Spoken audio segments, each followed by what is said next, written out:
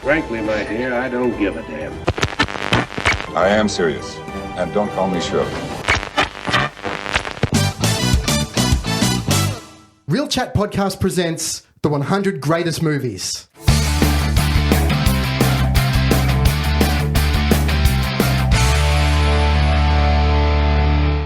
Everybody, welcome to episode 85 of the Real Chat Podcast, a podcast that promises cinephiles, whether here or abroad, the real world as we know it.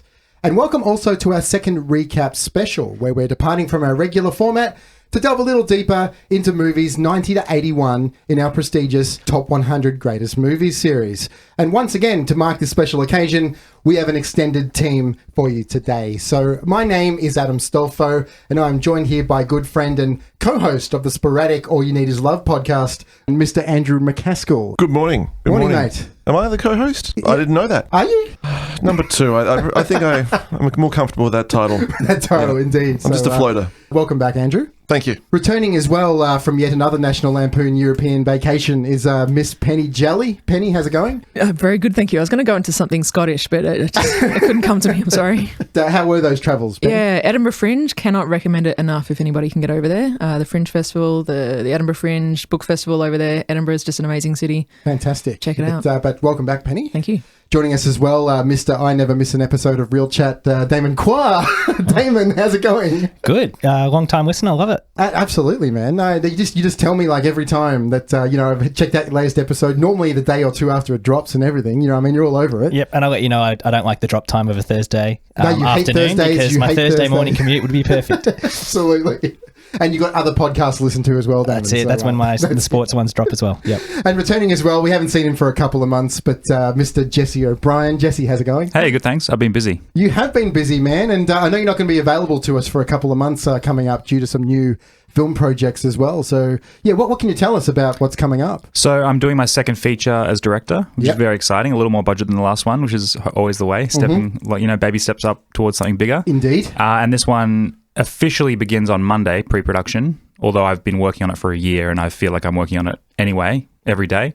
But this yeah, is it's ramping Flesh up. and Blood? It's called Flesh and Blood for now. The title's going to change. It's a horror comedy. A lot of distributors feel that's a very common title. There are 5 other movies with that title, actually. So we're going to change it. My main gripe is that the clapperboard in all the behind-the-scenes photos and video will have the wrong name on it. Oh, of course. Yeah, and that'll annoy me forever. And the YouTube series, are you still doing that as well? Or Look, when I started that, I thought, you know what? Why can't I do YouTube and make films? And then I realized why. I'll get back to them, but it is very time consuming. It was taking about 3 days out of my week. Yep. And I need those days now. Great to have you back on board. Thank you. Anyway, Jesse. Just quickly to our listeners out there, just a reminder to please rate and review us on iTunes. Damon, we need more star reviews. That's what we need, you know what I mean? And we need Michael Hadgen to change his 4-star review to a 5-star review as soon as possible as well. So I love the mention there. just wanted to quickly just run by you guys just before we get into our recap, just to ask you guys again, and our fans too, for that matter, if you've been enjoying this iteration of Real Chat. We're now 20 films into the list. It seems to be going forever. I'll start with you, Damon. Just opinions about the way that it's travelling at the moment. I think it's going really well. I think this next chunk of 10 that we've just done is getting slightly strong. Like, it's getting slightly stronger as you'd expect as we go along. So I think it's going to get interesting as we get deeper. We seem to be either sneaking a lot of them just in or agreeing that they belong. So I'm interested as we go forward if we're going to have too many more that drop out. Having a sneak peek ahead, I know that there are a few that I've got earmarked that are not making it. Mate, but it goes all the way up until even the top 10 or top 5. There's even like a couple of films in the top 10 which you'd sort of go, ooh, that's way out of position. I think so anyway. Yeah, and I'm half expecting that we might get a weird batch coming up. Like, there'll be a chunk of 10 somewhere that, what's going on in this chunk of Quite 10? We've got a bunch that we don't agree with. Indeed. So, yeah, it's going to be interesting. Yeah, it will be. Andrew, thoughts on the show so far? Yeah, well, I think that the good thing is it's going to get better and better. That's the thing. Hopefully. So, you're going to be dealing with some more interesting and certainly more exciting films the closer we get. But there is a difficult patch coming up. I have looked ahead and I've been feeling a cold coming on. I'm just warning you. That could be on the cards. But once we get through that rough patch, I think it's glory from there on. Smooth sailing from there on. Absolutely, That's it. Jesse? Yeah, I think it's good that the list wasn't chosen by you or by us. It's a list that we're critiquing, not one that we're like, here's our 100 favourite films. And that just gives it a lot more variety in what our opinions are going to be. Yeah, we are looking to rectify that. We'll speak a little bit in this show about it a little bit later, about ways to sort of rectify that and look at some films that probably should be. Yeah. But we'll get on to that. Penny, any final thoughts? Yeah, just I think definitely some glaring omissions that I'm sure we'll discover as we go along. And some probably a couple of films in there for me that I'm just like, yeah, it's weird that it's in there. Indeed. Couldn't agree more. Listeners too, please email us or contact us through our social media channels and let us know what you think of the format since our return just under a year ago, actually. So we're flying through this list, guys. So we're pretty much just going to get straight into the recap here, guys, for the last 10 films. So this is films 90 to 81 in the list. So I'll just quickly rattle them off. Film 90 was No Country for Old Men. 89 was Shaun of the Dead. 88 was The Exorcist. 87 was Predator. 86 was Indiana Jones and the Last Crusade. 85 was Leon the Professional. 84 was Rocky. 83 was True Romance. 82 was Some Like It Hot. And 81 was The Social Network. Okay, so just like last time, guys, what I need you guys to do is start from 10 in traditional Real Chat fashion, work backwards. Okay, so your least favourite film to your most favourable film. So I'm going to start over here with Miss Penny Jelly. You missed 3 of these films, all right? So maybe just a little crash, a mini crash review on these films for us, and then a score and a recommendation at the end. So, No Country for Old Men. I really enjoyed No Country for Old Men, and I did actually watch it and have watched it several times before. And that to me is a really amazing film. The silence in that film, the characters. I think that it's always surprising the death of one of the characters sort of so close to the end, or whatever, or our anti-hero, our hero. But yeah, very, very enjoyable. I really enjoyed that film. So massive score? fan of the Coen brothers as well. Yep, good stuff. So score and recommendation for that film? I'd give that a 4 out of 5. Okay, 4 out of 5, and you recommend the film? Absolutely. Good stuff. Shaun of the Dead. Now, this is a weird one because, as you mentioned on the podcast as well, because I did listen to it, I don't like zombie films. I have a fear of zombies. They're not real. No, I work in a shopping centre. They're real. I've been a fan of Simon Pegg since Spaced. So when this film came out, I had to hire it, watch it with the blinds up and during the daytime, and I thoroughly enjoyed it. Except for the end, it got a little too real. So I really enjoy the comedy aspects of this, and I think with Edgar Wright at the helm, it definitely is an amazing film. Score? I would also give that 4 out of 5. Wow. Andrew, zombie film from Miss Penny Jelly, 4 out of 5. The one, the only, I think. Yeah, Andrew did actually give me Dawn of the Dead one year for my birthday. Did you watch that one yet? It's still in his plastic. I'm sorry to say. Still in the shrink wrap. It really wow. Under your bed. It's safe in the shrink wrap, I think. Yeah, that's definitely not under the bed. That's too much. And finally, Penny, The Exorcist. So The Exorcist I haven't actually watched for a long, long time. I think for me, because of the hype around The Exorcist, and I think I saw it quite late, I was sort of like, oh yeah, this film, and it's definitely scary and definitely watchable, but I can't really place it. I haven't watched it since, but I did listen to the podcast, and yeah, what you guys were saying about it, I was just like, yeah, it is a really great film. But in terms of watchability for me and sort of going all out, enjoyability, it's probably a 3 out of 5 for me. Definitely. Okay, so let's get then your countdown then of these 10 films from least favourite to favourite. Okay, so least favourite out of this list is True Romance, followed by Rocky, The Exorcist, Predator, Leon, Some Like It Hot, No Country for Old Men, Shaun of the Dead, The Social Network, and Indiana Jones. Oh, I can't believe how high Shaun of the Dead is on that list. It's when I think about that film and just the direction in that film as well, and how seamlessly it's edited, it just really brings those characters to life. It's a bit of a misnomer for me as well, yeah. So your top 3, Shaun of the Dead, Social Network, and Indiana Jones. Yeah, absolutely. And in terms of watchability and credibility, in I think in being in this list, I feel pretty strongly about where I've placed everything. Okay, so based on, because I've got your scores for all these films in front of me as well. I knew that you would. There's one thing we need to clarify. Yes. Because in the episode it was a little bit ambiguous. You gave Rocky 2.5 stars, right? You did say that you were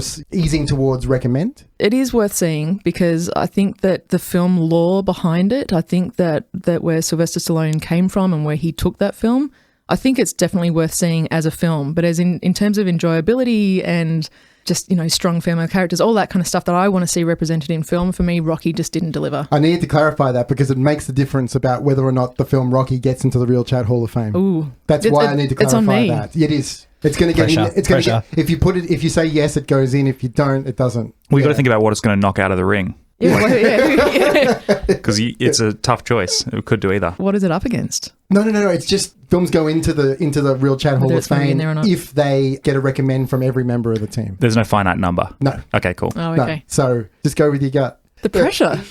Like, for example, Commando had no choice because of Michael Hadgen. You know what I mean? Like, as in, like, he just wouldn't allow it to go in. So.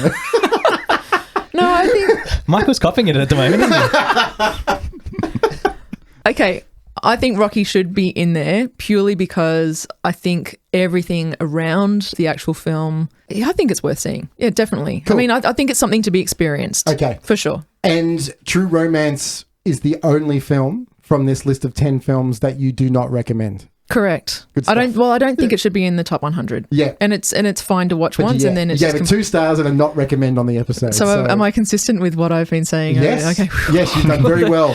You've done very well, Penny. That's good. So just quickly, which films of those 10 stay in the top 100 and which ones go? All of them except for True Romance. I'm sorry. I mean, it's good to see once. Yeah. Once is fine though. Yeah. And I think that a film, if it belongs in the top 100, it should either be like an amazing film to sort of see and understand and pick apart, or it should be something that you can watch over and over again. Oh, and definitely. I don't think it's either of those two. No, I completely agree with you. Definitely. So moving on from Miss Penny Jelly to Mr. Andrew McCaskill. Yes, indeed.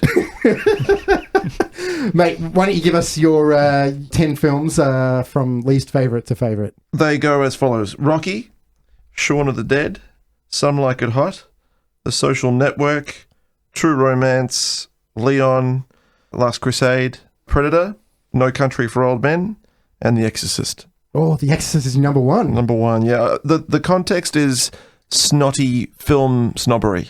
So like That's what you're going for. Yeah. That's my angle.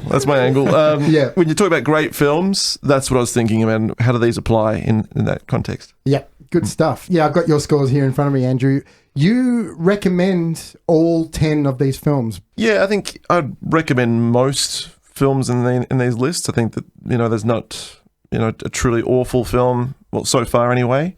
So it'd be pretty rare for me not to recommend something unless I particularly hate it or if it's Garden State.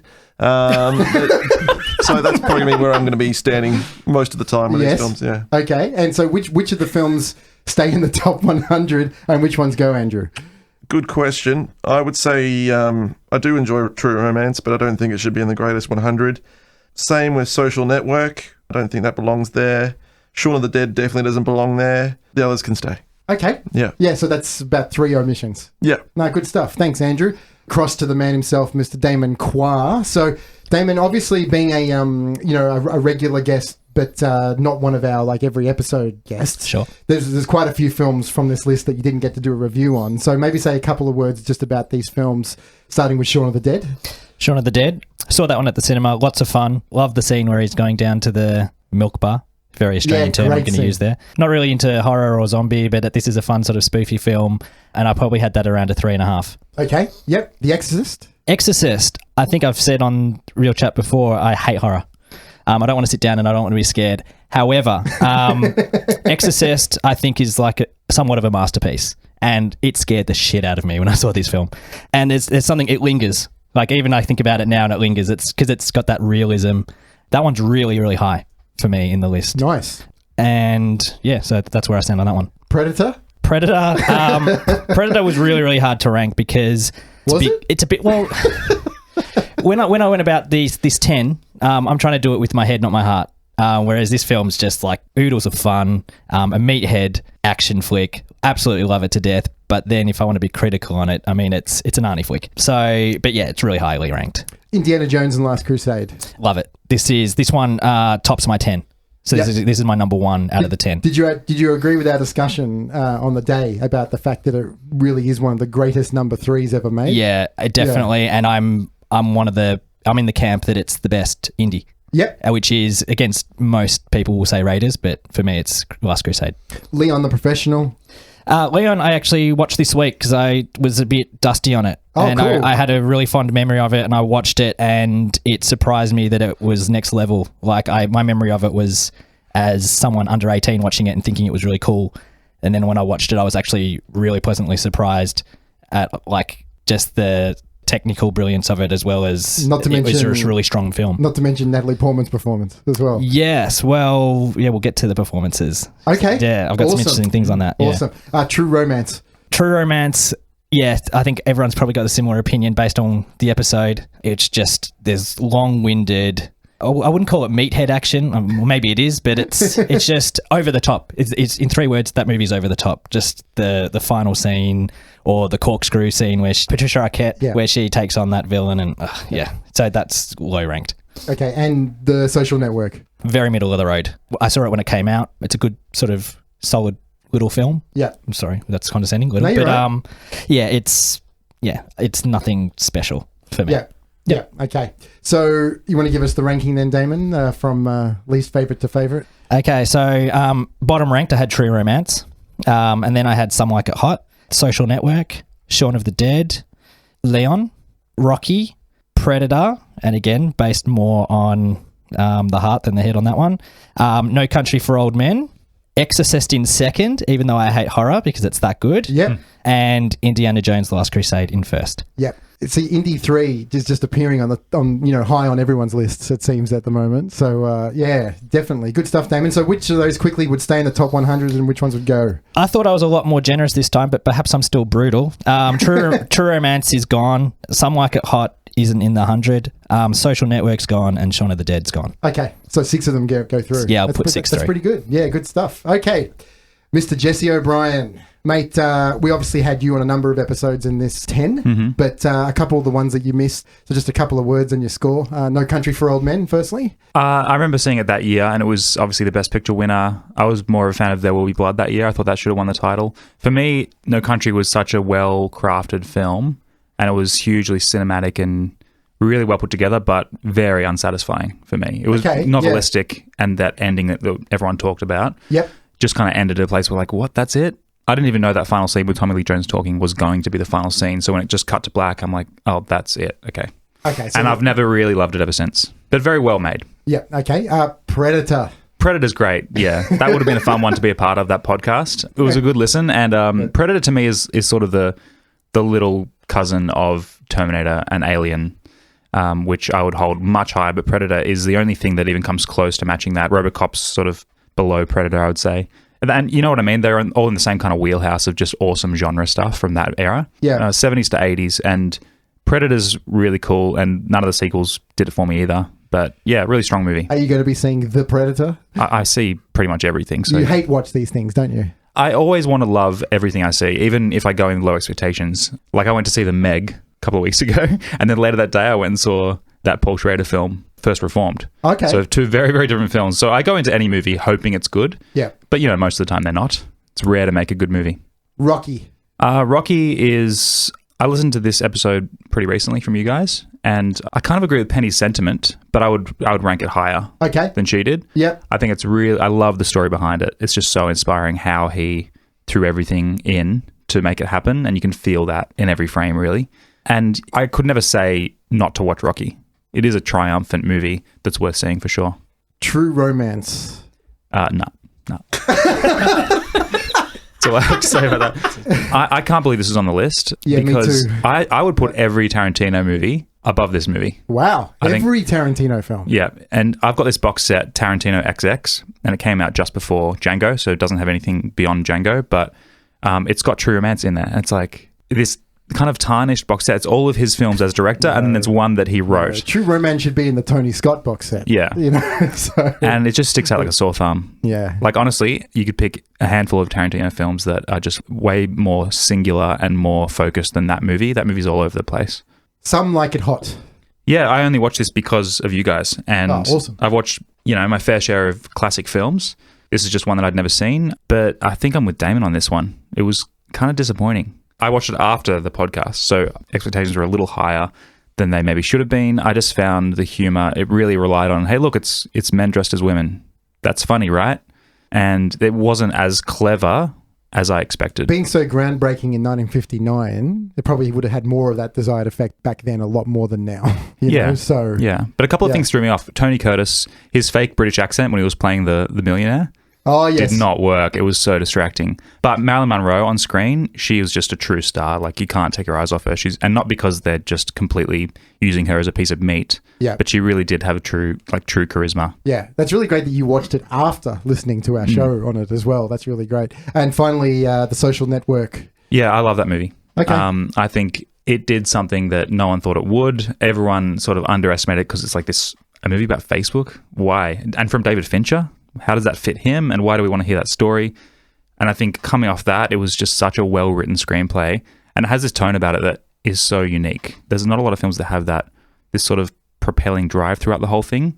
And for me, it just draws me in the whole time. Okay, Jesse, your ranking of these 10 films? So I have True Romance at number 100. As in, like, I would put it way lower than this. So True Romance is last. Some Like It Hot is down there, sorry. Leon, No Country, Rocky, and then Predator, Shaun of the Dead, The Exorcist, Social Network, and Last Crusade. Yeah, I knew Indy was going to be up there. Yeah, for sure. It's up there for everybody. It's great. Most of us chose wisely. One of us chose poorly. So, just quickly, which films of those stay in the top 100 and which ones go? It's pretty much the top 5. Last Crusade, Social Network, Exorcist, Shaun of the Dead, and Predator, and the other 5 I would drop off. I'll do the list of some of our team members who couldn't be here today. I'll start with the man himself, Mr. Michael Hadgen. At number 10, this film, it seems to be on the bottom of most people's lists here, Damon. Number 10, True Romance, which he gives 2 stars and says, no, shouldn't be in the top 100. The Social Network, number 9, he gives 3 stars and says, no, shouldn't be in the top 100. Number 8, No Country for Old Men, 3 stars, no, to the top 100. Bit lower than, most of us put it. Shaun of the Dead, 3 stars, no, shouldn't be in the top 100. 6, Rocky, 3.5 stars, yes, should be in the top 100. 5, The Exorcist, 3.5 stars, yes, should be in the top 100. 4, Some Like It Hot, 4 stars, and yes, should be in the top 100. 3, Leon the Professional, 4 stars, yes, it should be in the top 100. 2, Indiana Jones and the Last Crusade, 5 stars, yes, should be in the top 100. And number 1, Predator, 5 stars, yes, should be in the top 100. Not surprising if you've heard that episode. Or if you've ever met the guy, you'd know Predator had to absolutely. I think he'd say Predator was like 50 million movies above those other 9 that he ranked. Yes.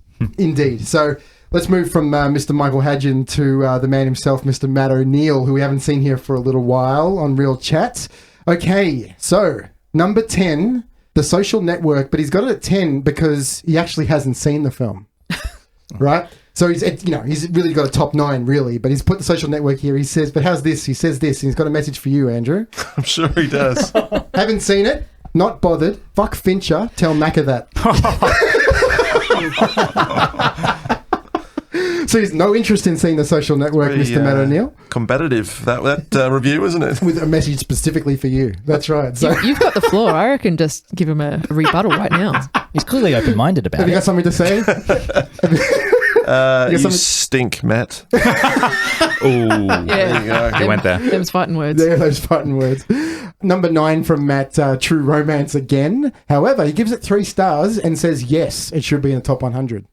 Interesting. Yeah. 8, Leon the Professional, 3.5, yes. 7, Some Like It Hot, 3.5, yes. 6, Predator, 3.5, yes. 5, Shaun of the Dead, 4.5 stars, yes. No Country for Old Men, 4.5 stars, yes. Rocky, 4.5 stars, yes. Indiana Jones and the Last Crusade, 4.5 stars, yes. And his number 1, somewhat unsurprisingly, is The Exorcist, 5 stars. And obviously should be in the top 100. In fact, I think it's his number 1 of all time. I think it's up there. Yeah, definitely up there. So that's the list from Mr. Matt O'Neill. Now, just like we did a couple of months ago when we did our first special, guys, I actually reached out to a couple of our fans to give their rundown for us just quickly. And I don't know, Jesse's not going to know about this, but I reached out to one of our big fans, his dad himself, Mr. Glenn O'Brien. Oh, did you? Okay. Yeah. I did, because he's he stays in touch with me. He loves our show. He does, yeah. And he has strong opinions on movies. Does he talk loves to you? to rank them, loves to collect them. Does he talk to you about this? Yeah, yeah. He's a very avid listener. Yeah, so I reached out to him just to sort of say, look, do you want to be our featured listener? And he goes like, yeah, definitely. So the only film we hadn't seen, Jesse, was Leon the Professional, or he said he would need to rewatch it. Right. He couldn't review it, so He obviously takes this seriously. So at number 9, he had True Romance. He gave 3.5 stars, no for the top 100. At 8, he gave Some Like It Hot, 3.5 stars, and no for the top 100. Wow. Okay. I thought he'd put it higher. Number 7, The Social Network, 4 stars. But how's this? He's getting to 4-star mark, but no for the top 100. He loves movies. Yeah, obviously, yeah. He give a lot of movies 4 stars. 6, Predator, 4 stars, no for the top 100. 5, Shaun of the Dead, 4 stars, no for the top 100.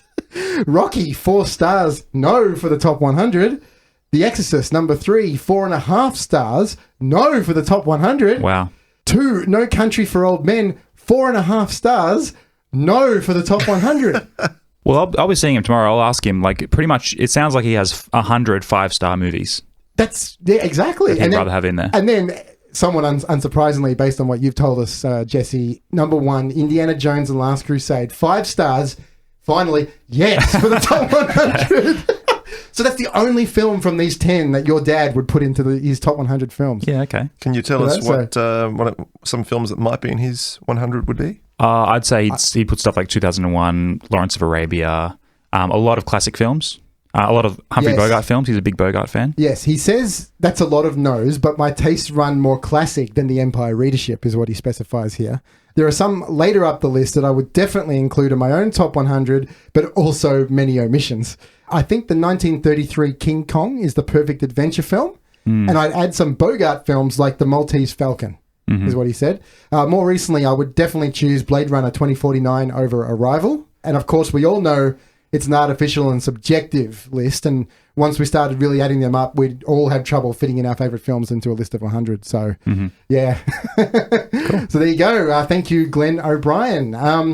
Another one, Andrew, that I reached out to because she's been listening to us practically since day one. My mum?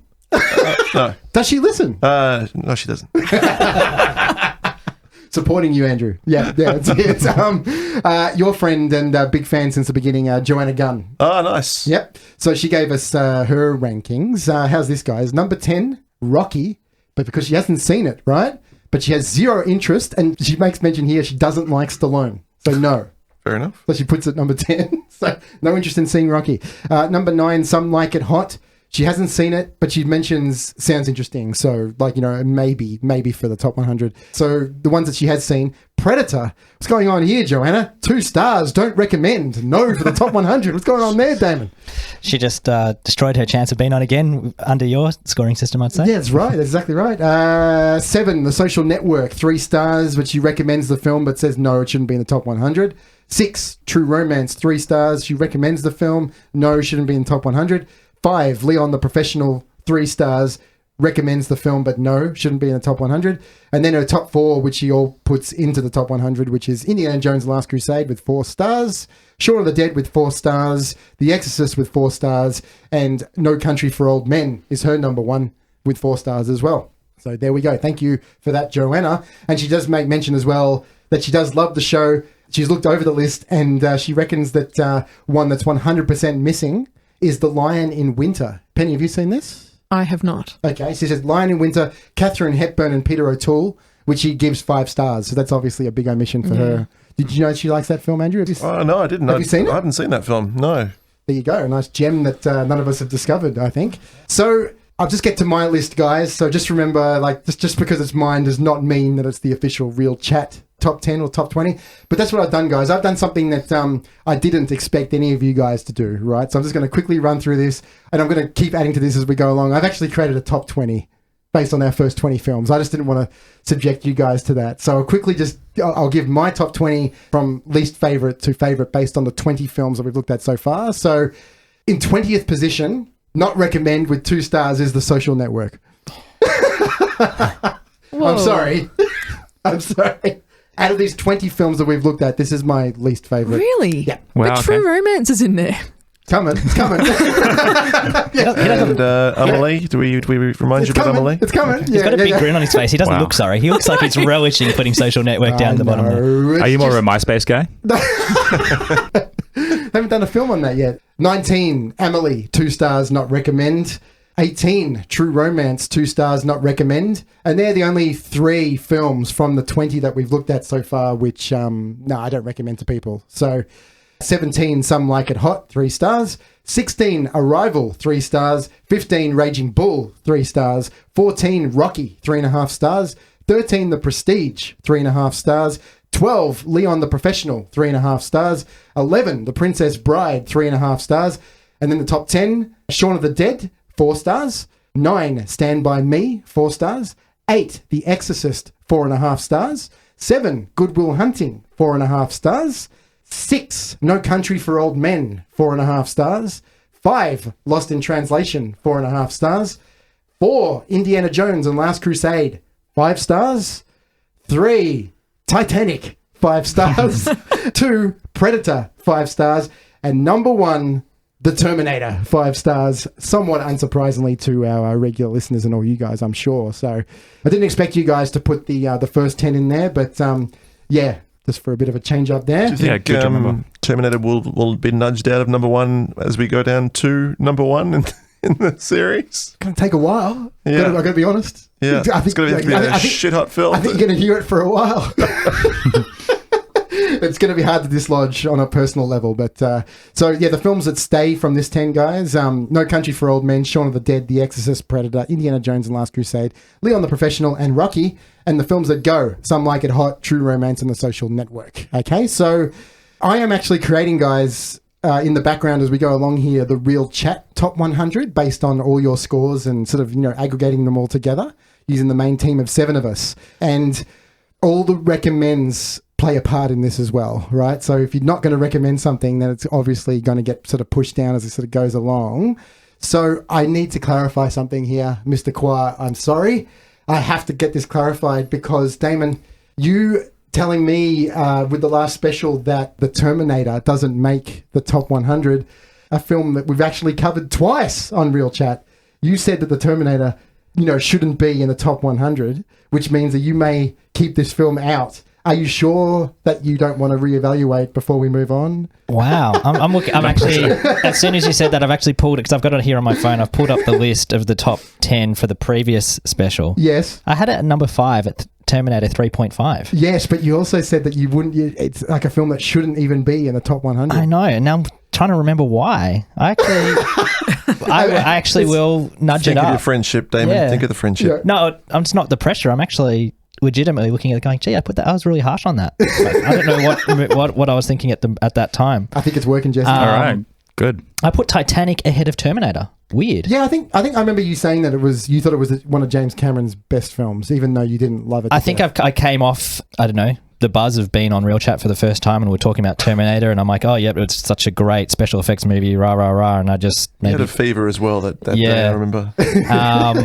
So, yeah, Terminator's surely, based on what I've done since on the show, surely Terminator can sneak into the 100. Yeah, at least. just put it in 100th spot or something. Yeah, I'll pay that. I'll pay that for something like sure. that. Yeah. Thank God, Damon. Yeah. On that note, do you think that just talking about a movie on a podcast in general elevates your opinion of it slightly, even movies we dislike? I think it just does it gives, enrich it in some way? I think it just gives, a number of points of view, and some people will think about things that they haven't thought about before, and they reevaluate based on that. Definitely, I reckon a lot of our listeners would do something similar. I think it's highly unlikely to think less of it after having a real chat about it. Absolutely, with the exception of I don't know if that how frequently it would happen, unless you had all 4 on the panel slamming it and and just feeding each other negativity. I think it's hard not to come away with at least a leg up on it. But I think the right call, Damon. I think moving it into the top 100. I think you're I'm sweating a little bit less. I've had to say, you're just dabbing your forehead with the handkerchief there, and reassured.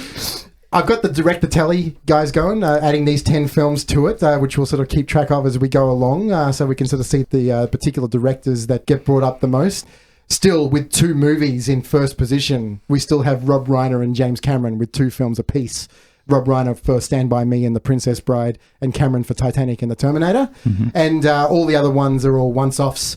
So we have Jean-Pierre Jeunet, Gus Van Sant, Sofia Coppola, Christopher Nolan, Denis Villeneuve, Martin Scorsese, the Coen brothers, Edgar Wright, William Friedkin, John McTiernan, Steven Spielberg, glad he's finally in there, Jesse, Luc Besson, John G. Avildsen, Tony Scott, Billy Wilder, and David Fincher joins the list. So Reiner and Cameron still in front at this stage, guys. The actor tally, adding these films into it as well. So that's for actors and actresses who have actually appeared in more than one of the top 100 at this point. We have Scarlett Johansson, 2 appearances, Lost in Translation and The Prestige. Damon's laughing over here. As I say, that's not really a glowing endorsement of a strong appearance in the 100 for me. I don't think those 2 roles or the I films. don't think she's going to be moving on that much further. I think, No, she's Damon, coming up in a couple. Oh, she'll appear again. Oh, yeah. But I don't know how many Weirdly. more in the list. At least but- 2. At least 2? Okay. Bill Paxton, also 2 appearances, but Terminator and Titanic. R.I.P. Yes, indeed, Jesse. Well said. Yeah, so Paxton's still there. And we have 2 new additions, guys. And I'm very, very happy to say that Arnold Schwarzenegger joins these 2, appearing in both The Terminator and Predator, of course. And, Penny, Carl Weathers joins the list for Predator and Rocky, of course.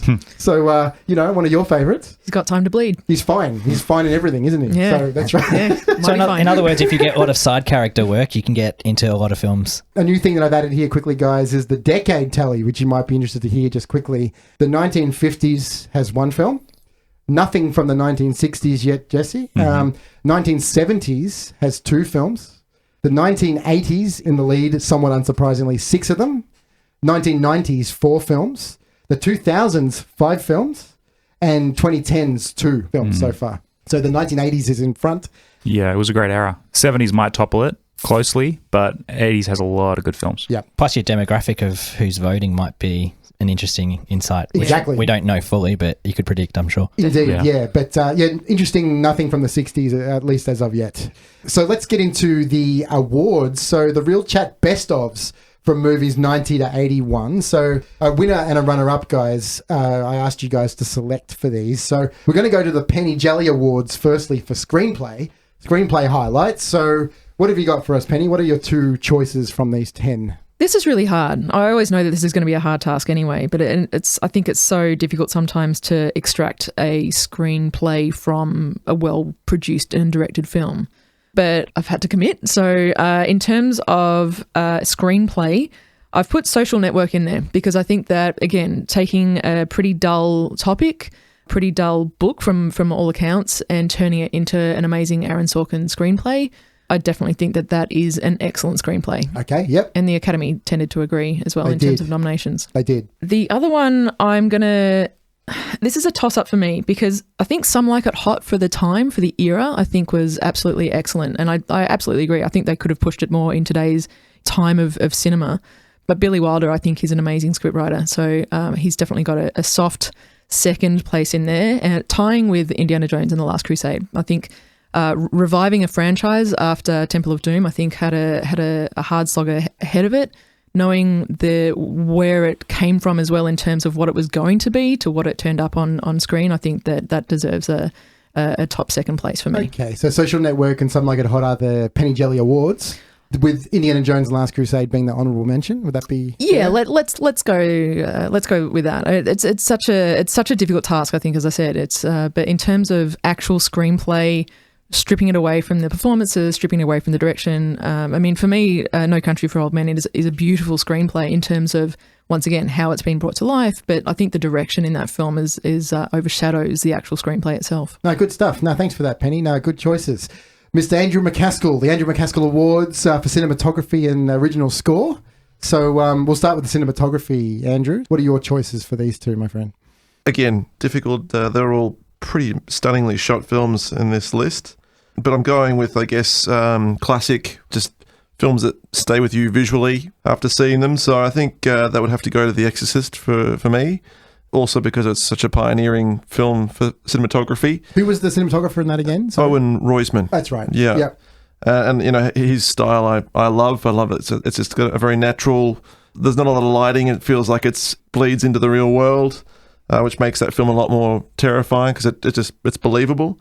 But there are stunning images of the classic walking into the house with the shaft of light through the images you'll never forget. And its follow-up would be No Country for Old Men. Roger Deakins, of course. Sorry. Roger Deakins, Yes. yeah, the master. Yeah. I mean, everyone would agree. I think that's just an extraordinarily beautiful looking film. It's outstanding. His films they're like paintings, really. They're to compare cinematographers is a hard thing to do because they're all incredibly skillful, but he just has a certain edge, I think. He's just an absolute master. Would you say Jeff Cronenworth maybe for The Social Network for an honourable mention? Oh, definitely. Yeah, Yeah. No, I think that's a great looking film, Yeah. and probably not as showy as some of his other work with Fincher. It's a bit more kind of talking heads in rooms, but there's a lot of very clever compositions going on there, and real artful work. So that's certainly up there as well. But then where do you stop? The Leon is a beautifully shot film as well, and I love the cinematography in the Indiana Jones series as well. So. Yeah, very hard to pull out the two big ones, but definitely The Exorcist would be a striking standout. So moving from cinematography to the score or the soundtrack, Andrew. So what are your two selections for this one? Yeah, I think I'd be in agreement with the table here. I think Predator is almost like another character in the film. Alan Silvestri. Alan Silvestri, yeah. That is just an absolutely classic, score of pop culture and It is, yeah. 80s, nostalgia. And there's a lot of it in the film as well. Like it's throughout most of the movie. And it helps that film immeasurably. So, and it's a great listen away from the film. It's just a lot of fun. So that's a brilliant score.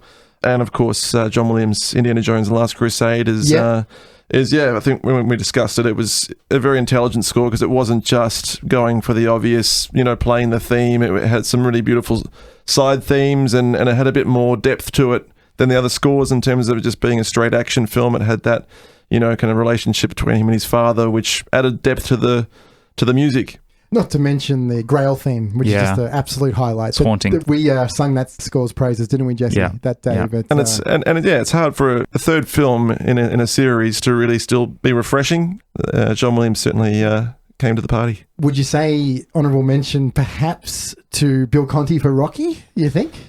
Yeah, I mean, that's definitely a different kind of score, I guess. Oh, it's completely, kind of yeah. working with the sounds of the time, the kind of the disco and funk kind of genres, and it's so effective in the film, and it's a crucial part of that film's success.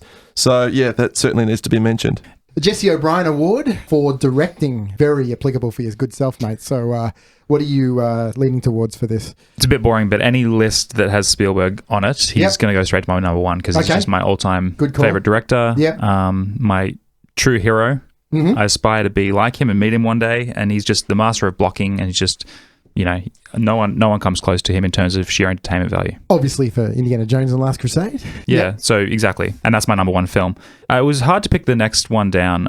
I initially wrote Fincher for Social Network, but I think it's not his best film. I think if Seven is on the list, no spoilers if it is or isn't. It is, yes. I'd rather give it to him for that because that's like a truly magnificent masterpiece.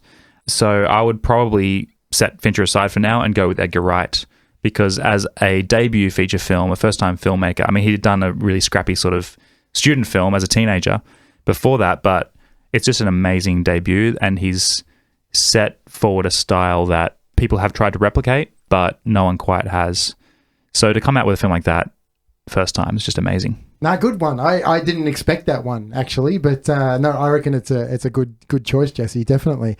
Maybe honourable mention to John McTiernan. I was actually going to say that, but for me, he's done some great films, but maybe three, and he's done a lot of films that I think don't quite make it. I think maybe when Die Hard comes up, he might get more of a look in. I think, but sure. I had him as an honourable mention for Predator, but that's debatable, of course. Yeah. But there we go. Okay, so we're moving across to the Michael Hadjian - Damon Quah Awards that they're sort of sharing depending on who's available for the specials. But two key performances, Damon, that stand out from these 10 films. What have you got for us? I'm going to have to do two and an honourable mention. This is the most subjective award to do. It's all about, Damon. That's what we're all about. Because I listened back to Michael's review of the last 10 and my top two weren't even mentioned in the conversation. So that's how subjective I think picking the two top performances are. What were they? Just quickly, can you remember? What he chose or what I chose? No. He chose like Hugh Jackman. Hugh Jackman and Robin Williams, I think. Yeah, for The Prestige and Good Will Hunting. Yeah. Whereas I had Matt Damon and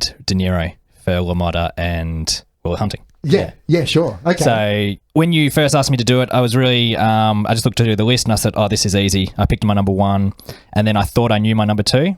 So at that point in time, I had Javier Bardem, Shigar, as my number one, which remains number one. No Country out of for those Old 10 Men. from No Country. Yep. And I thought it was going to be Natalie Portman for Matilda in Leon. And I was going to mention Linda Blair for Reagan in The Exorcist. Exorcist as an honourable mention. However, I sat down and watched Professional, and Jean Reno just steals the show in that. He's very underrated in that film, I think, and a lot of the power of her performance is because of him. And he's a very excellent case of a performance of less is more, and it was very nuanced. And I saw this film when I was under 18, and I would have totally missed the brilliance of his performance until I saw it this week. So my two are Javier Bardem and Jean Reno.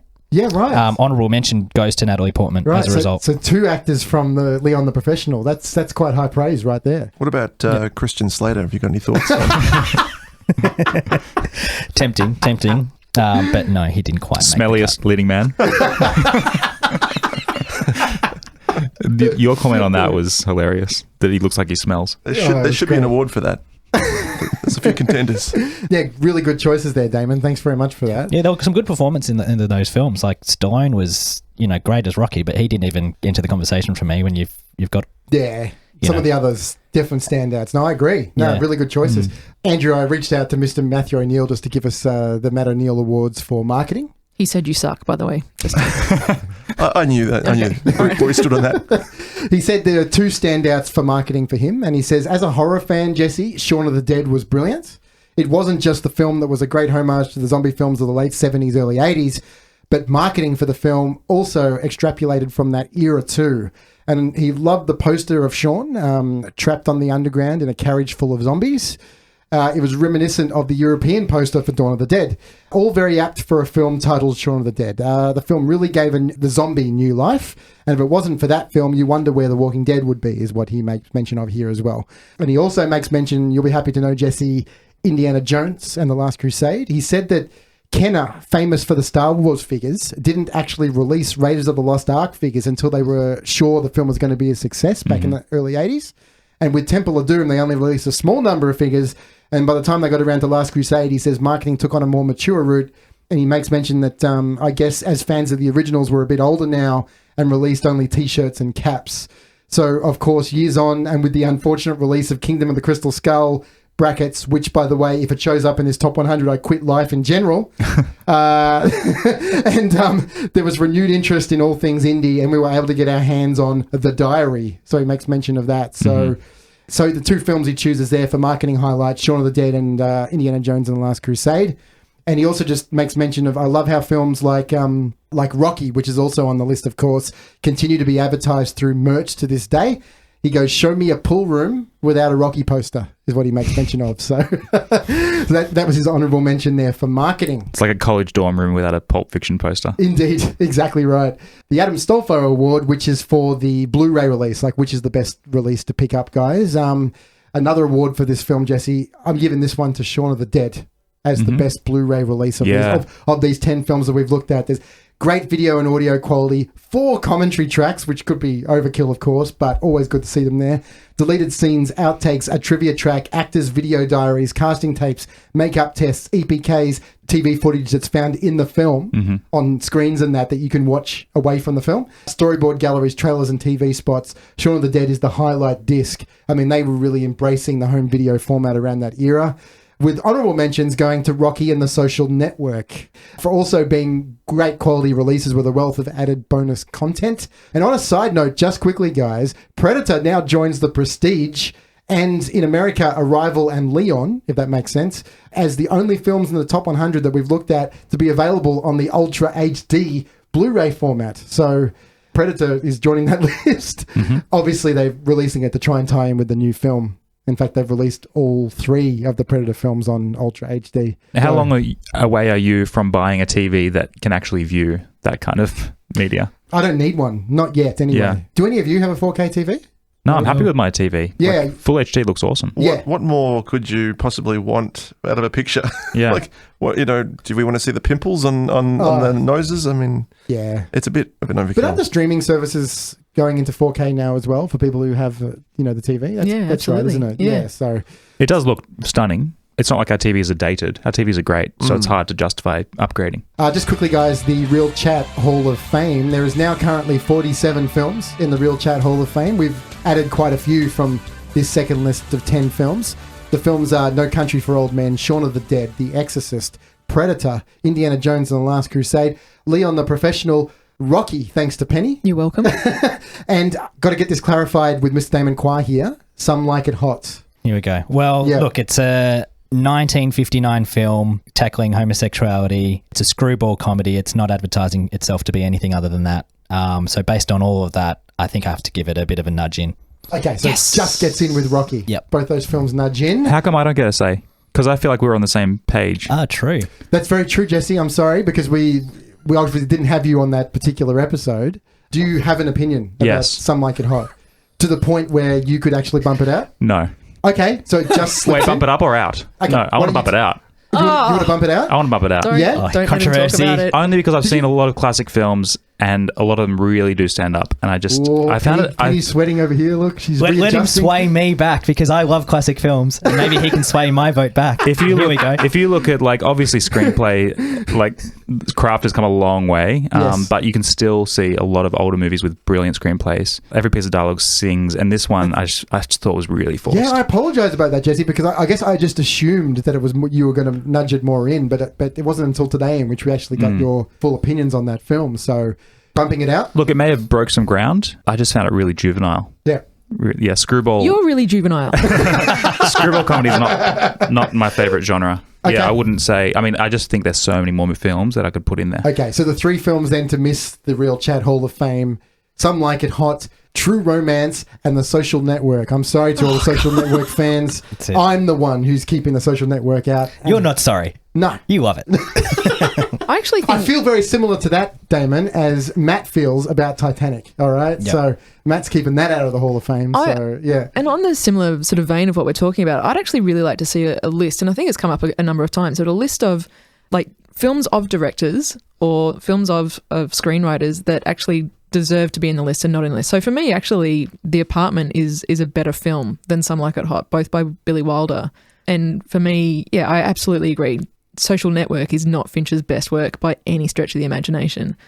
So I'd be interested in sort of seeing like like City of Lost Children, better than Amelie, like that kind of. Sorry, there's seven of us, and everybody just has to agree that it's a good film, and they would recommend it to people. And I'm sorry, The Social Network, I don't. So yeah, I'm sorry. Can I put my case forward a different way? Yeah. Let's move on, guys, to talk a little bit about some of the Real Chat spin-off ideas, which we'll just discuss in a little bit of detail here. So the first one is one I'm going to refer to. Well, we've been referring to it as the WTF films, guys.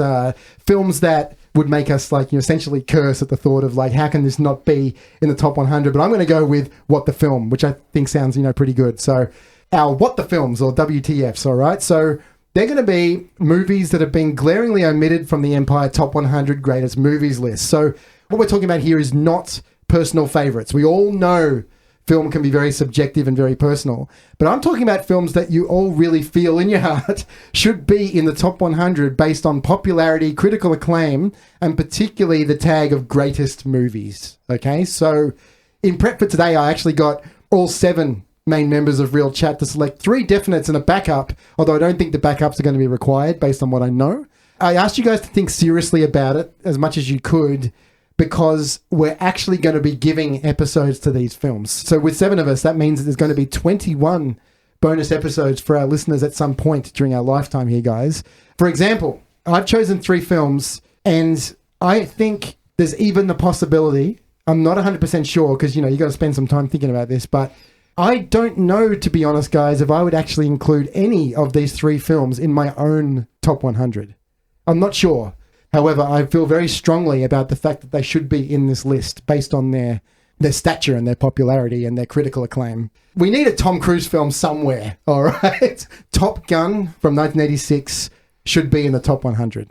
It's just an 80s classic, and I don't even know if it would be in my own top 100, guys. I mean, I do like the film. I don't absolutely love it. But and I didn't like it when I was younger as well. I had a real problem with it, probably because it was my brother's favourite film of all time, and it was overkill in our household when I was younger. You just want the Back to the Future reference, Principal Strickland. That's James Tolkien. That's the only reason. That's why it's in there. Yeah, definitely. But do you guys have any thoughts about Top Gun, just quickly? It's certainly better than True Romance. Absolutely. Tony Scott, that's right. It's the Tony Scott film that should be in the top 100. For sure. Yeah, so Top Gun is my first selection. My second one is a film that's definitely not in my top 100, but I really feel it should be in the list because it's the highest grossing film of all time. Avatar. Avatar should be in the top 100 because it's made more money than any other movie ever made. Subjectively, I understand that it completely divides people and it's not aging well either. And no one in the world seems to be, on the outside anyway, appears to be waiting for the 4 Avatar sequels. But Avatar, I feel we should be looking at it as part of this list, and it should be in a top 100 because it's made that much money. And the people who do like this film, particularly when it was new in 2009, it was so groundbreaking, and that's what James Cameron does with every single one of his films. I really feel that Avatar should be in the top 100. Although, you know, there's a lot of people kind of looking at each other. What do we say? I know. Shit, we have to do this film. I know, but if you were trying to take your own personal opinion out of it, and you look like, you know, well, we've got the highest grossing film of all time, you know, it should be there. It's definitely the bluest film of all time. Oh, yeah. His favourite colour, Andrew. Is it?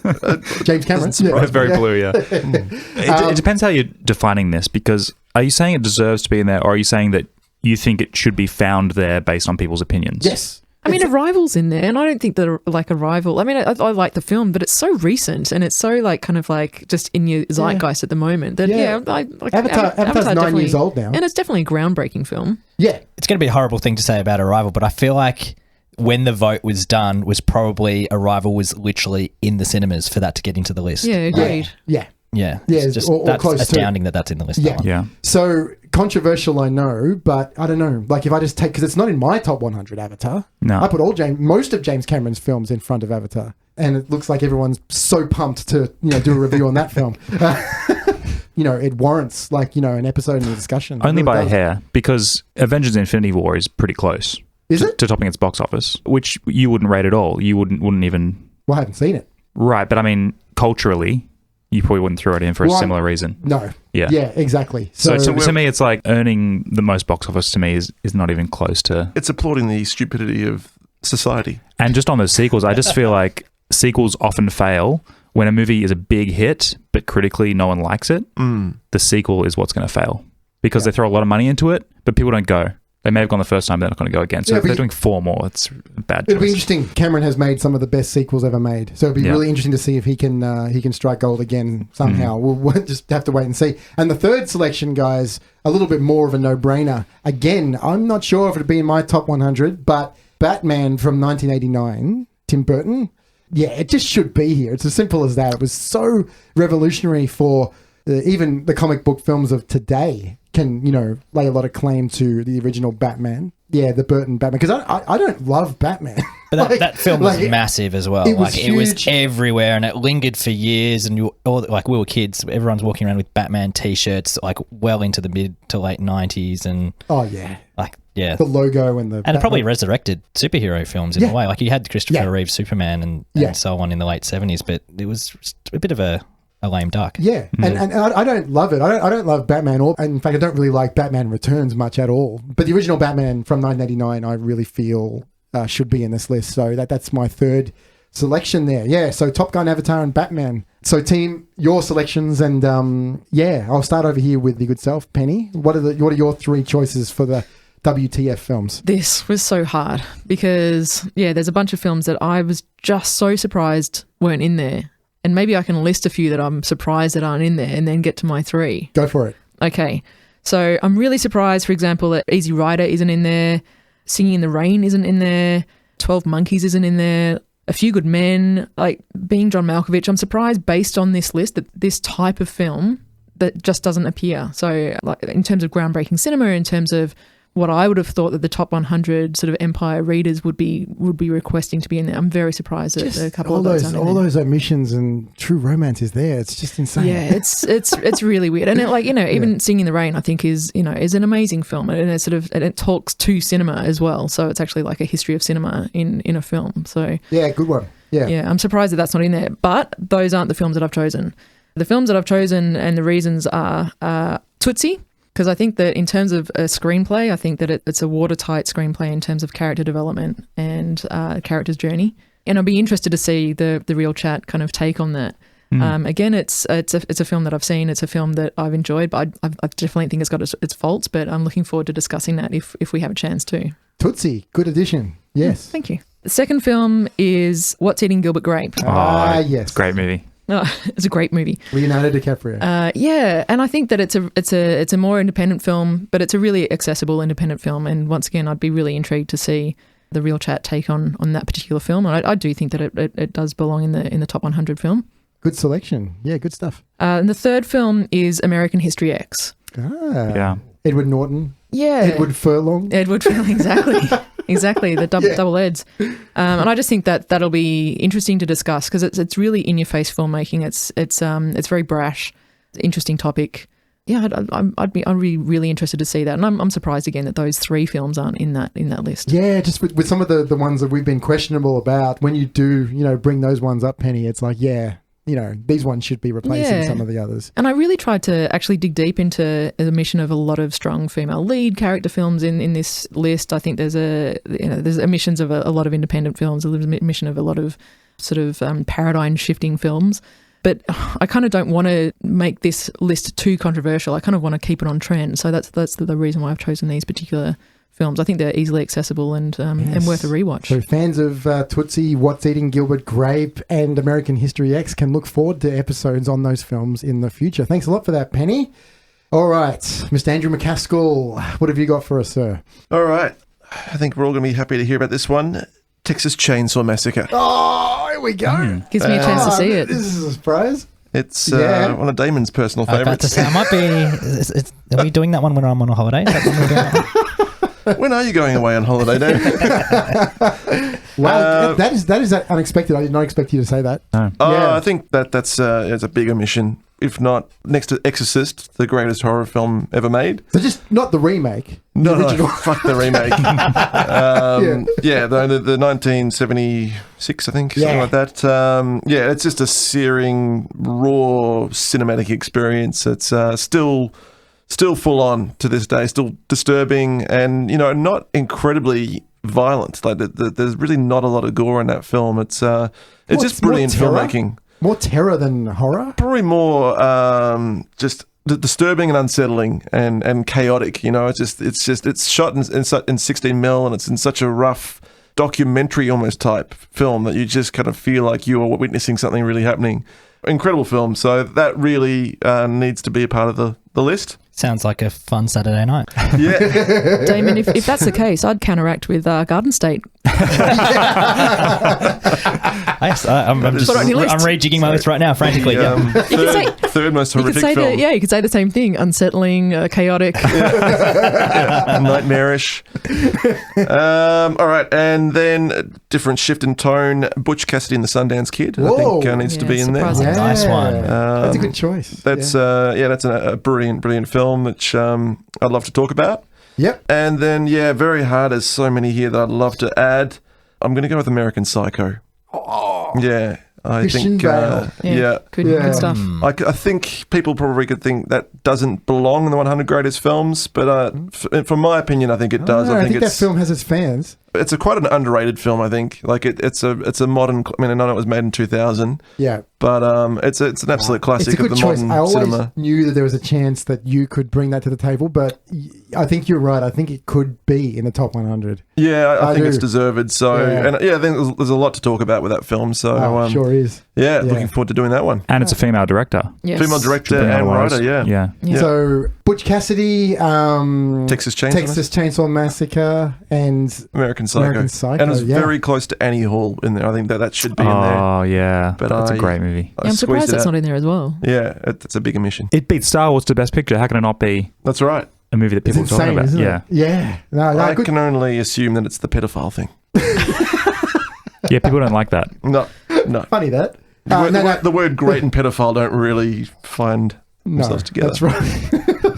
No, really good choices there, Andrew. Some left of centre. That's really good. Good stuff. Mr. Damon Quah, what have you got for us, my friend? I did similar to what you were describing. I picked what I thought were for the masses. So I've got this long list of movies that I love and that I would put forward, but I was trying to pick what the masses would like because I'm not putting any old films forward because I figured that our audience or the voters would be wanting, 1980s onwards. So I thought what was missing from the top 100 were a lot of the romance or chick flick, so to speak, films and family films. So I've got Home Alone. Oh, definitely. As almost everyone loves this film. Yeah. It's on every Christmas. Kids, as I've mentioned on the show before, I'm a primary school teacher. Kids in the class are watching this every year. It's one of their favourites consistently. It holds the test of time, and it's an amazing film. Everyone loves it. So I'm surprised it wasn't voted in, and I think it's because it's a family film. People don't vote for those.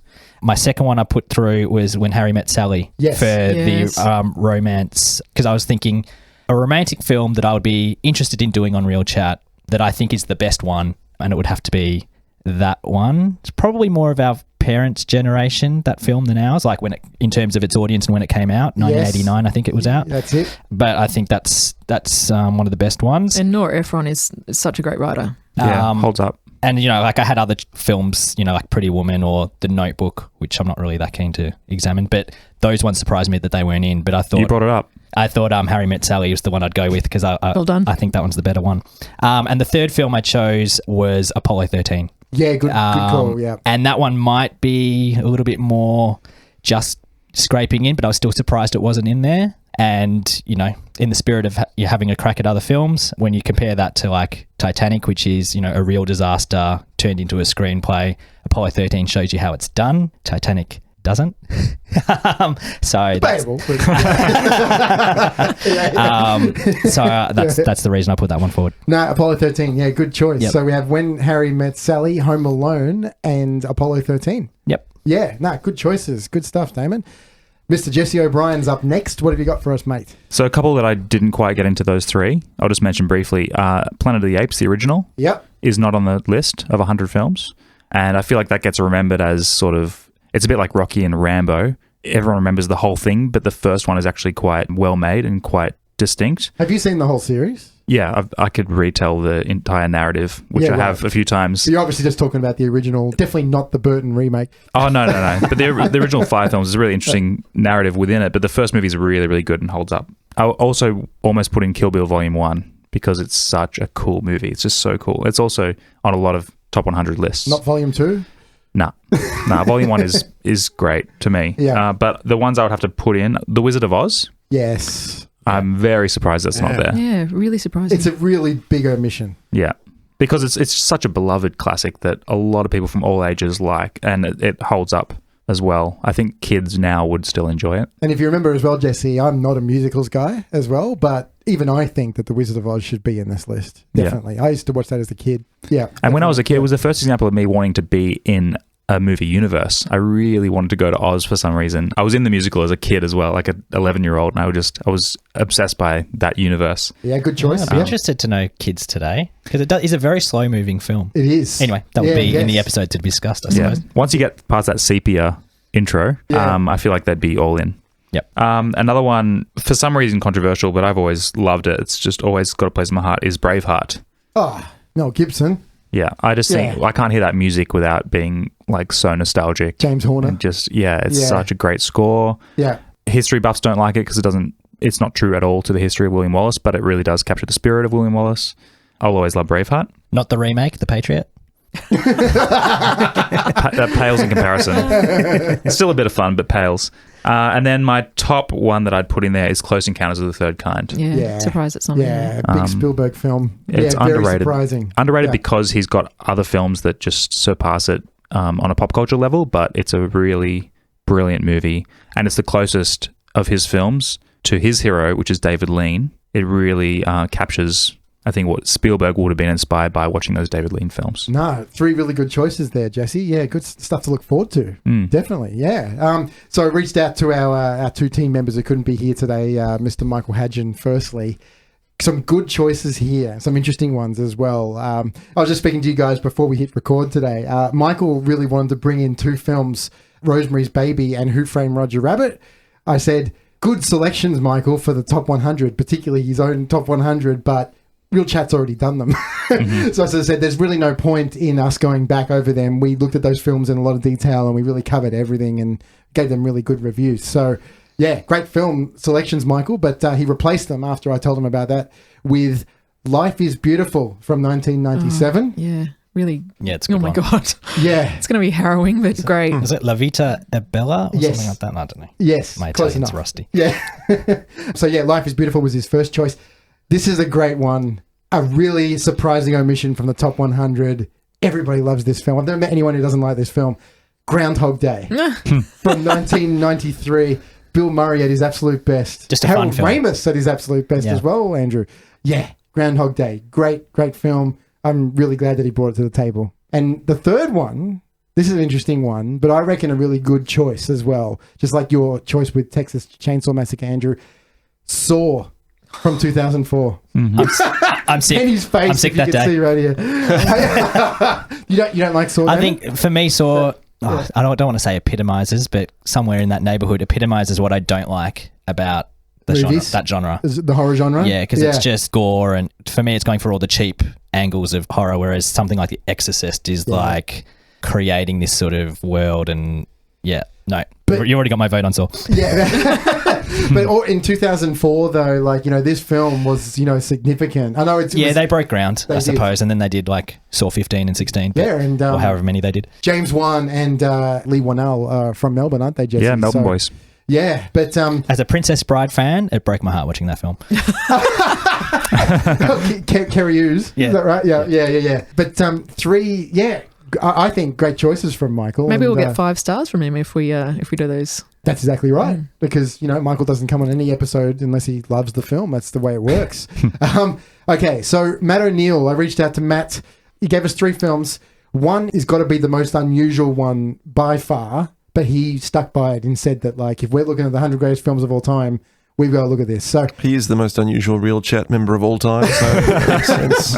have any of you guys heard of a film from 1922 called Nosferatu? The original Dracula. Yeah. So you guys have all heard of this film. A subtitle is also A Symphony of Horror, or simply Nosferatu. Is a 1922 German expressionist horror film directed by F.W. Murnau. starring Max Schreck as the vampire Count Orlok. The film was shot in 1921 and released in 1922 was an unauthorized adaptation of Bram Stoker's Dracula from 1897. That was never going to get the popular masses, that one. No. If anyone's going to go that far back, they'll just pluck Metropolis or something out of that That's era. true. They won't. That's true. a bit highbrow. And we I think. know that Matt is the Real Chat horror guy. We all know this. But he was adamant. He was like, if you're doing a top 100, this film has to be in there. You got to give it to Matt if he wants us to look at this. Yeah. But if you see any classic film like montage, you would see Metropolis and you would see shots of Nosferatu. Like Okay. it's as iconic. Yeah. There you go. So it looks like Real Chat is looking at Nosferatu. Features in the Yeah, Queen music video Under Pressure. it does. Yeah. Yes. There was good also stuff. a great movie about that movie called Shadow of the Vampire with John Malkovich playing The director. Murnau and Willem Dafoe playing the vampire. About the making of the movie. It's a great movie. Awesome. Well, yes. yeah. muddled, but it's interesting. Good one So- to look at that one. Yeah, so Yep. that's Matt's first selection. We all know he's a horror fan. So, that's his first one. The other ones, The Fly, the remake from 1986, Yes. of course. Oh, with, that's good. Great yes. choice. Yes, Yeah. so he's brought that one in. And lastly, Dirty Harry, 1971, Clint Eastwood. Jesse is, if we could see his face right now. Yeah, I but, wouldn't rate that one. Okay. Would you put another Eastwood film in front of it? As one of his directed films, maybe. Yeah. Not my favorite director of all Okay. time, and it's also a bit of a. Oh, he didn't direct that, did he? But either way, it doesn't age well. Yeah. Every Which Way But Loose. But we know Matt is a bit of a Western fan as well, Andrew. So he was always going to slip a film like that in there. So, Yeah. so there we go. So that is 21 selections from the 7 of us, and they are the WTF or What the Film. Are you going to see these in throughout the top 100 or after? I'm going to break it up a little bit. I think I might look at the next 10 films just to knock like the next 10 off. But after that, we'll start getting around our 100th episode. I'm going to bring a couple of new ideas in just to sort of mix it up a little bit. I don't want to drag out the top 100 any longer than we have to because of our fortnightly release schedule. But it'll be good. And I think covering these films on Real Chat, it'll feel a little bit more complete that we've looked at ones that we all feel should be in this list. You know what I mean? So some really good selections there and some stuff to look forward to. Another spin-off idea I've got, guys, is what I like to refer to as the Lost Films. Okay? So they're all franchises that Real Chat has covered in the past that by all intents and purposes are unfinished or incomplete. All right? So we finished most of them. For example, Nolan's Dark Knight trilogy, the Back to the Future trilogy, Terminator, Mad Max, and Ghostbusters, etc. But there are some that were left open that I'd really like personally to revisit some of them, and I do emphasize the some, all right, guys, because that's what we're here to discuss right now. This will all be based on our personal opinions, of course, all right? So I just wanted to give you all some statistics about what are actually the top-rated Real Chat episodes. What are the ones that people are listening to? Because it might change your opinion about which lost films we should potentially look at some point, all right? So 10th position, Star Wars Episode 5, The Empire Strikes Back. Okay, now, I do need to make mention that all of these episodes are from Season 1 and 2 of Real Chat because they've been available since 2015. So they've been available for people to listen to, so the download numbers are obviously bigger. So, yeah, Star Wars Episode 5, The Empire Strikes Back is 10. 9 is Jurassic Park. 8 is Ghostbusters 2016. What? People wanted those opinions. Yep. The chat around that was huge. That was all Andrew McCaskill's idea, so thank you for that, Andrew. You created a very high-ranking episode, not from our season 1 or 2. That was actually from one of those little specials we did, Penny, where we did that and Moon. I did listen to that about 105 times, so I'm not sure if that skewed the I just wanted to go over my performance. But no one would have expected that. I mean, yeah, Ghostbusters franchise, big. Always been, the Ghostbusters fans have always embraced Real Chat ever since the beginning. It's good to have those discussions, I think. Even though the quality of the film might not be there, I think, as you were saying before, it's really interesting to dive deep into these. Number 7, Terminator 2 Judgment Day. Number 6, Star Wars The Force Awakens, which was our 50th episode, which was obviously a special. 5, Ghostbusters 2. 4, Ghostbusters. Yeah. 3, Back to the Future. And number 2, guys, the most surprising here, Scream. Number 1, Star Wars Episode 4, A New Hope, most listened to episode of Real Chat. It has been downloaded, Star Wars Episode 4, 25,895 times. Whoa. Wow. Yes. It's a lot of ears. That's a lot of ears. So, and all of these episodes cross the 25,000 mark, guys, which is why they're on the top 10. So, Wow. So there you go. Yeah, so there you go. So I just want to quickly read that out so that when I read out these franchises, you take that into account based on what people are listening to. So up first, guys, we've done 7 episodes on it, but Star Wars, because since we did The Force Awakens, which was episode 50, we've had 3 films come out. Rogue One, The Last Jedi, and Solo have been released. Do you guys think that we at some point need to put Star Wars into the lost films and have a look at these remaining films? No. Sorry? Something came out of me there. There are 3 Star Wars films in our top 10 episodes of all time there, Andrew. So do you think that Star Wars should be revisited? As in the classic ones, or No. is it the ones that we haven't discussed? Yeah, Rogue One, The Last Jedi, and Solo. I guess from what Penny was just saying about the dividing opinions of these films, potentially.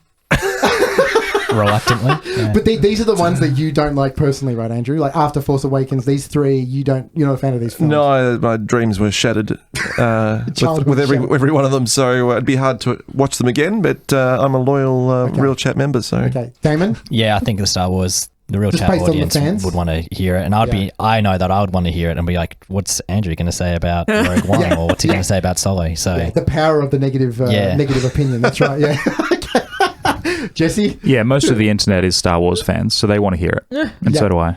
Penny? As long as we don't have to do 1, 2, 3, I'm happy. Well, we've already done that. That's right. And you weren't part of it, Yeah, so you got off the hook. Exactly. That's right. Jurassic Park, guys. There's obviously a new film, Jurassic World Fallen Kingdom, that came out since we looked at all 4 of the previous films. Opinions? Do you think that Fallen Kingdom should be looked at to complete Jurassic Park, or...? As a completionist, is that a word? Yep. Yeah. Yes, Okay. but it was hugely disappointing. It was, wasn't it? Yeah. Penny? This is the last one, right? Yeah, the Yeah. one that came out this year. Yeah, I saw it. Okay. I didn't think it was as bad as the previous one, so I'm happy to discuss it. Wow. Yeah. Okay. I think That's a based spoiler, on that's what I'm that, gonna I say. think we need to look at it. Sorry, Andrew. Andrew, I obviously haven't seen this film. I but, like dinosaurs. Yeah. Yeah. Damon? I haven't seen it. But Okay. Did you yeah. see Jurassic World from a few years back? I don't know that I've seen anything other than, The one with Chris Pratt and Bryce Dallas Howard. No. No, okay. I've seen 1, 2, and 3. All I right. think. All right. Well, I think based on that, guys, we do have to look at Star Wars and the remaining Jurassic Park film. Evil Dead, guys, because we looked at the first 2. They were great discussions on the first 2 Evil Dead films.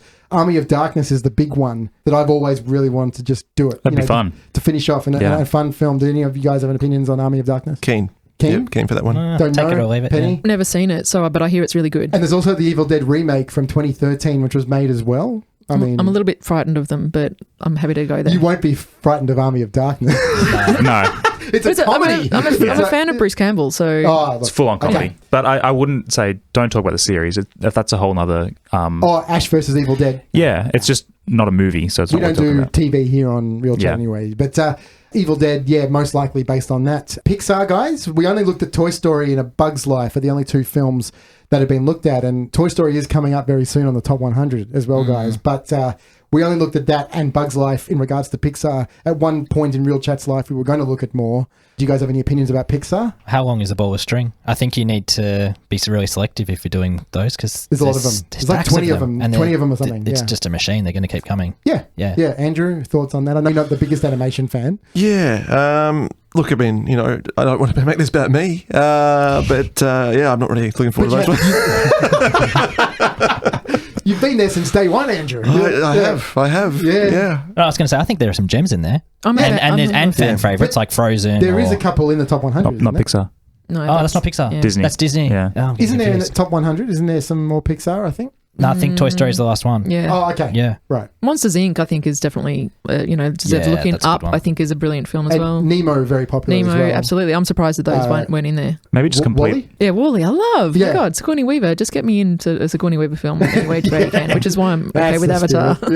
Yeah. Just And complete the Toy Story trilogy, I reckon. Just Yeah. do 1, 2, and 3, and then that's there might be a fourth one out by then, I think. I think that's in their plans. Yeah. yeah. I'm so nervous about that film. Although Up. Hey? Now I'm thinking about Up. Yeah. Up's it's gotta great. do Up. That's a great film. Yeah. Yeah. Bond, guys. We've only You're going to looked do all of Bond? It's only a lazy 30, 40, It's right? a tough one. I think it's officially 24, I think. But we've only looked at Dr. No. We did that in the early days of Real Chat, Andrew. But does anyone think that maybe, like, Daniel Craig or a particular era Bond? I don't know. I think you could almost do like one key Bond film from each actor. That's a good, Like, Yeah. that's a good call. You can compare how it's gone, the evolution of the series. Although you probably wouldn't pick Dr. No as the one Connery For one. Connery, You know no. what I mean? Because I know you No. like From Russia with Love, don't you? I think so- that's the best of which is the next one, the second Bond film, isn't Yeah. it? So, yeah. Jesse, any thoughts on Bond? You could do a whole podcast just on Bond because it's the longest running film franchise, I think. Yeah, It's got the maybe. most. Maybe Bond could be turned into its own sort of special where you sort of look at Bond like overall. Yeah, because And maybe there's a lot of pick junk out- in there. A lot of junk in there. Yeah, There actually, it yeah. is. One Yeah. giant special discussing all of the films. That'd be fun. Yeah, cool. Hitchcock, guys. Well, we only looked at North by Northwest. Was never one of the highest ranking episodes of Real Chat. But, I mean, Hitchcock's Hitchcock. One of the most influential directors of all time. And we've got a couple coming up, and some of my favourites are in Maybe there. Hitchcock, like Bond, deserves its own episode. Maybe an Alfred Hitchcock He's just episode. got I don't know. so many movies, though. His most popular ones we'll probably already cover and then maybe A special, maybe? pick up one or two. When I Yeah, was you could do in, a special, I Yeah. guess. When I was in Edinburgh as part of the Fringe, there was a midnight showing of The Lodger, which is one of his first films, a silent film, and I went and saw that with a live orchestra, That would've and been that cool. was absolutely incredible to Yeah. see in that place and that Awesome. time. Yeah. I would just want you guys to take the statistics into account when I mention Scream, all right? Because, like I said, Scream, second highest downloaded episode ever on Real Chat. I did think about one thing, though. Scream was the last episode that Real Chat released in its old format. You think it's the death knell? No, I think it's because of the fact that, like, when Real Chat was sort of like, just hovering there on the internet without releasing any new episodes, the most recent one is the one that got found the most. So a lot of people downloaded that. That's what I think. I don't think that the actual film Scream is, people actually went searching for Scream. I think that's why its download numbers are so high, because during the hiatus, Andrew, I think that's when, when they subscribe on iTunes, they always download the latest one. Or I think iTunes does it itself sometimes as well. So I think that's why Scream is so high on the list. I don't know about the Scream series. There was a new one really recently, right? Oh, a couple of years back. Again, Scream it's a 4. series, I think. They've revamped it as a TV series. Yeah, but you might be thinking about Scream 4. Yeah, maybe. Which was, There which is the last there was film three that of them. was the and last then- film that Wes Craven made before he died. Yeah. Wes Yeah. Craven's... Yeah. Yeah. He's dead. Yeah. Spoiler. Remind me, why did you choose to do Scream in the first place? Because it's so influential Right. in mid-90s. And it was just, it was We wouldn't have Scary Movie 1, 2, 3, 4, or 5. or 5 without it. Yeah. I feel like people let Scary Movie taint the memory of Scream because I like Scream a lot. I think it's a lot of fun. It is. And Yeah. I would happily discuss the next three, Okay. but I'm probably alone. Does anyone disagree with that in a really strong way? Like, as in, they don't need to be looked at. I would have said no, but Yeah, I kind based of on your agree. rating. But Okay, yeah. maybe if you wanted to go there, I just pick don't think one and see how it goes. Like pick the latest. If there are one Screen and- fans out there that want us to, then you're going to have to like bombard us with email or posts or something in order for us to sway that way. I think, Penny, would you agree? Or Yeah, I'm not that keen on Yeah. like the first one was good, but yeah. yeah. So you would, Jesse? Yeah, just for a bit of fun, but yeah, I'm not dying to. Okay, cool. Predator, guys. Predator 2, Predators, The Predator is going to come out this year. Do you guys think that Predator should be continued I think it's on Lost Films? Well, you could complete the Alien set with the AVP films, even though I think they're not worth anybody's time. And in fact, let's not do that. I take it back. But there's only one Predator film, Well, that's the right answer, Damon. pretty much. But, The others that- don't exist. Right, okay. Yeah. So you really think Predator 2 and Predators were quite like... Shit. Well, they are. But I'd like to rewatch 2. I've heard Danny Glover. someone told me recently that it kind of is okay in its own right, but I haven't watched it since I was a kid. Bill Paxton's Yeah, in they that were as wrong. well. Yeah, Okay. the Paxton effect could be cool. Yeah. Andrew, I enjoyed it when- any at the thoughts on time. Predator, Andrew? I think the only one worth discussing we've already covered. The original, I think. yeah. Like Yeah. there's not much else to explore And there. You'd agree with that, surely, Penny? Yeah, you know my thoughts on sequels. I do, definitely. Indiana Jones, I think this one just goes without saying. And I've already said we're going to do it, so it probably means we're going to do it. The Temple of Doom and Kingdom of the Crystal Skull. I know that people are indifferent about that film, and myself included, but I really do think that an episode on it at some point is it's worth doing, mainly to talk about what went wrong, I think, you know? Yeah, good. So Temple of Doom goes without saying. That's my opinion. Do you guys agree with that? I think For sure. Indy's a bit of a no-brainer. We know that we're going to be doing Raiders, not for a while, but we know it's much higher in the top 100. But obviously, Temple of Doom and Kingdom of the Crystal Skull aren't. Yeah. So And someone will get to say, Dr. Jones. yeah, exactly. You, Damon. Yeah, it could be me. I'll be yeah. Yeah. And finally, Damon, Rocky 2, Rocky 3, Rocky 4, Rocky 5, Rocky Balboa, Creed, and Creed 2 this year as well. So, Yeah, we should all just ditch Real Chat, get rid of it, create a spin-off Rocky podcast, and just devote all our efforts and time to watching and reviewing these You'd films. actually happily do the Rocky series, wouldn't you, personally? No. You gave us at all. the crash course when we did Rocky. Remember, he He did did. it He in covered like 5 everything. minutes. He Like, covered I everything. learned everything I needed to know. I think we all did. It was very I thought concise. it was really good, It's actually. done. It's been put to bed. Yeah, but I think that pretty much goes without saying. No one's going to miss Rocky sequels. Is that right? Yeah, Adrian might. Yeah, Benny. that's it. It's just too many to get into.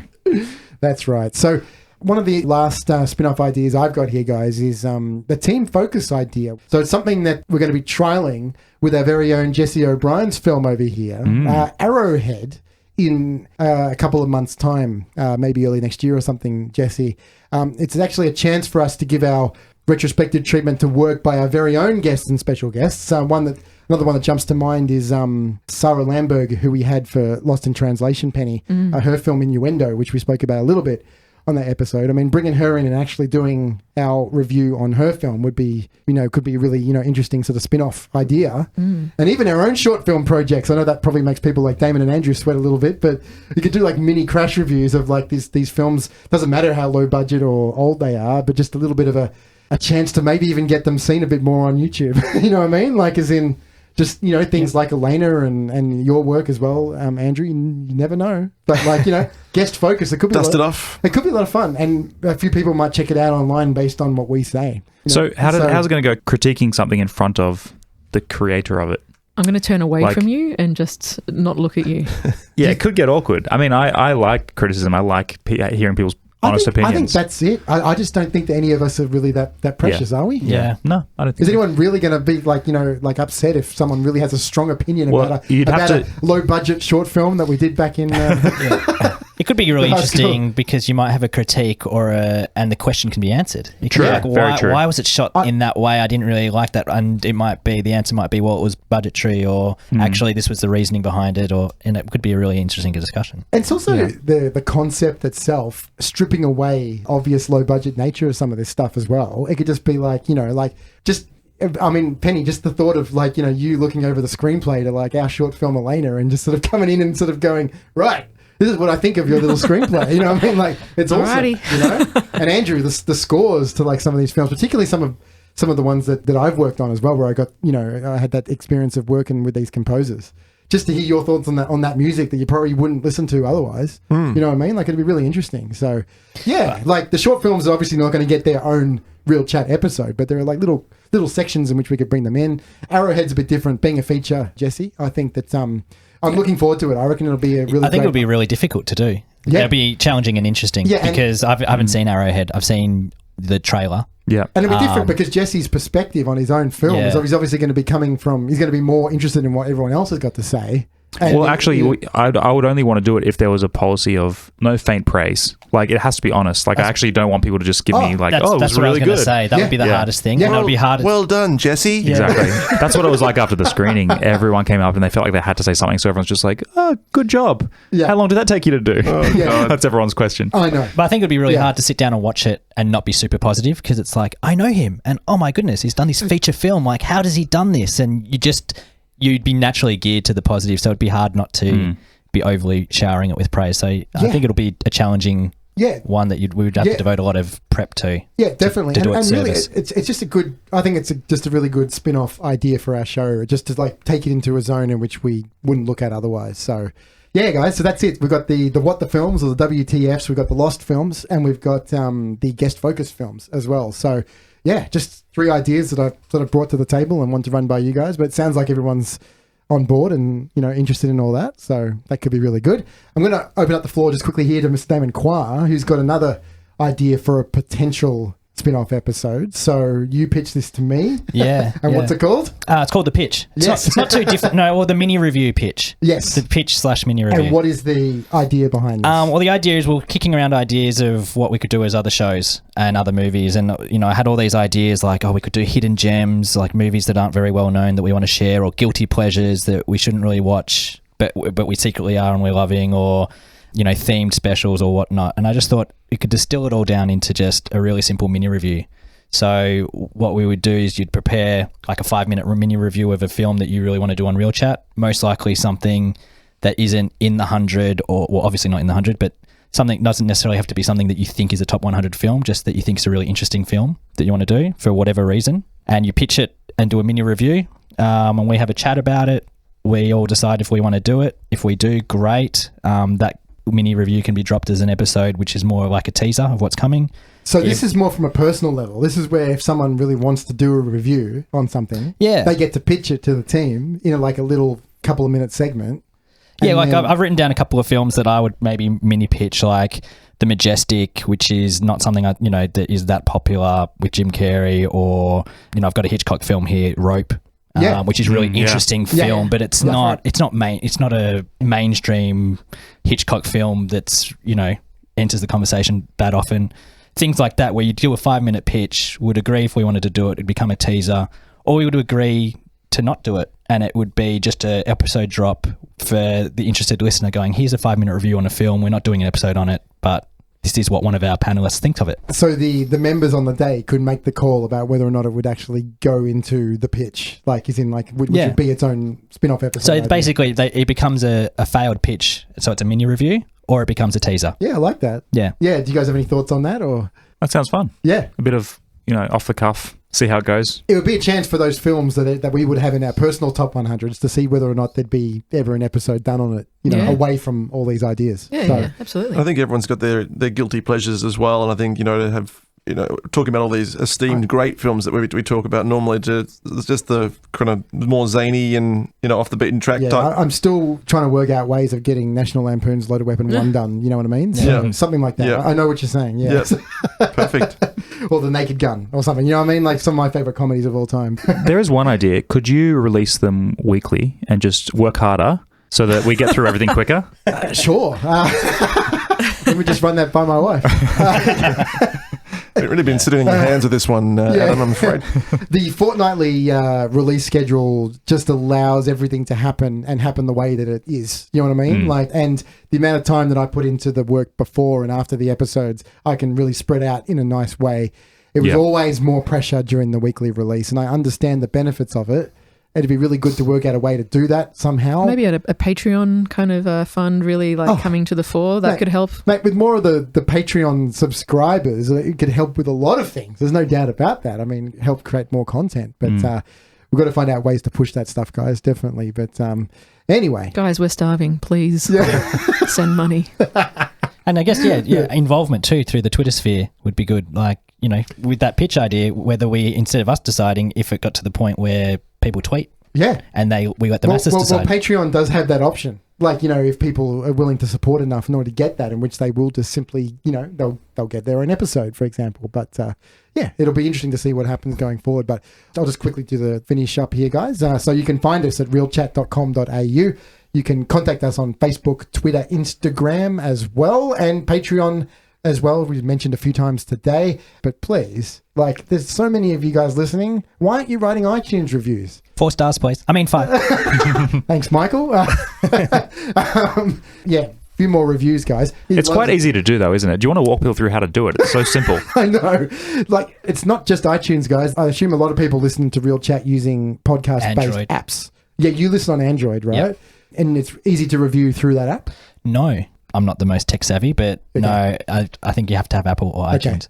Yeah. I think, maybe. Yeah, but the Apple podcast app, which a lot of people would definitely use, it's really easy. It works the same as iTunes. So if people don't actually use iTunes on their Mac or their PC, you can still review the show. And we'll read them out as they come in as well.